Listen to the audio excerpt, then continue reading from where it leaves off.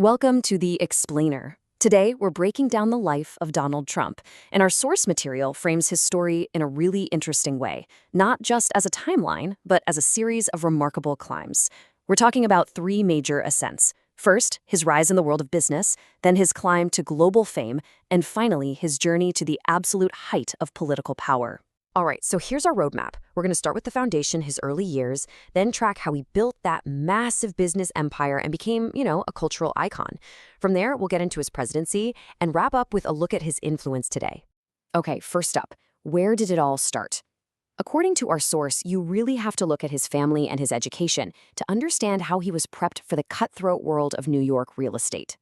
You can see a very clear path here in his early years. He was born into a wealthy family, sent off to military school for discipline, did a couple of years at Fordham, and then the big one, graduated from the prestigious Wharton School. The source presents this as a path that was almost engineered for him to step into his father's business. So, it's really important to get this. He didn't start from zero. Right after graduation, he jumped straight into his father Fred's already booming real estate company, the Trump Organization.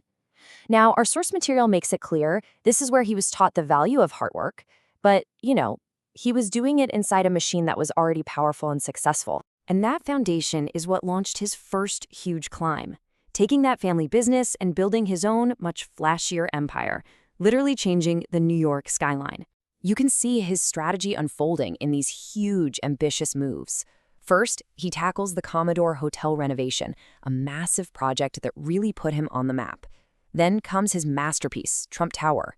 And once that's done, he takes that momentum and rolls it into a totally new venture, Atlantic City Casinos. And his Atlantic City play was, it was a massive gamble. He didn't just buy one casino, he bought a bunch of them, with the crown jewel being the Trump Taj Mahal.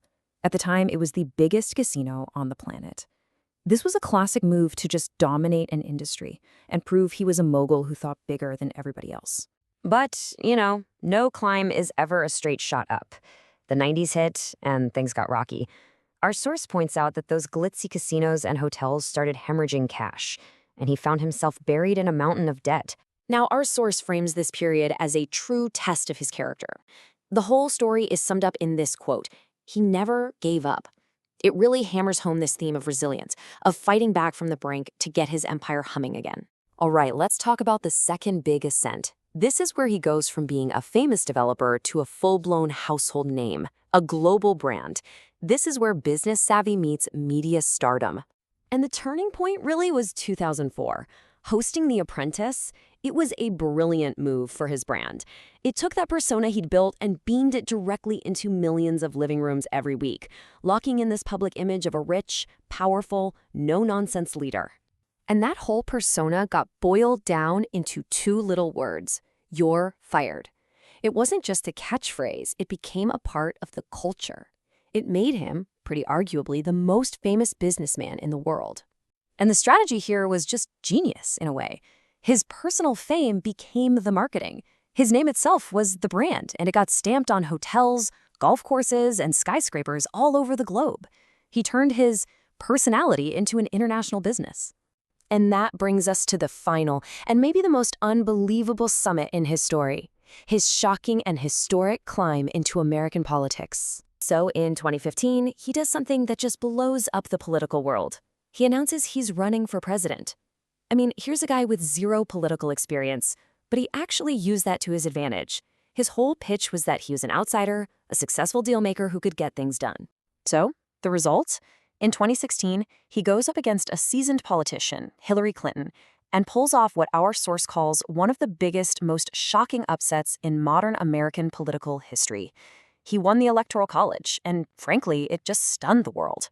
Our source boils down his single term in office to these key areas. He pushed through tax cuts for businesses, made building a border wall a signature issue, held some pretty unconventional meetings with foreign leaders, tried to overhaul the healthcare system, and, of course, ended up facing impeachment. And just a quick clarification here. Our source explains impeachment pretty simply. It's when the House of Representatives formally charges an official with doing something wrong. But the key thing to remember is that the Senate didn't vote to remove him, so he served out his full 4-year term. The end of his presidency was just as chaotic as its start. He lost the 2020 election to Joe Biden, but that was far from the end of the story. The aftermath was filled with his claims that the election wasn't fair, claims our source notes weren't backed by evidence. And it all led to the riot at the Capitol on January 6, 2021. So, what happens when you've reached the absolute peak of American power and then you leave? Is that the end of the climb? Well, let's look at the final chapter our source covers, Life After the White House. The thing is, the story didn't stop when he left office, not by a long shot. Yeah, he went back to his business life, but he's still a massively influential force in politics. He's got a huge dedicated base of supporters, and there's constant talk about him making another run. So when you pull back, the picture our source paints is this constant and, often turbulent climb upwards.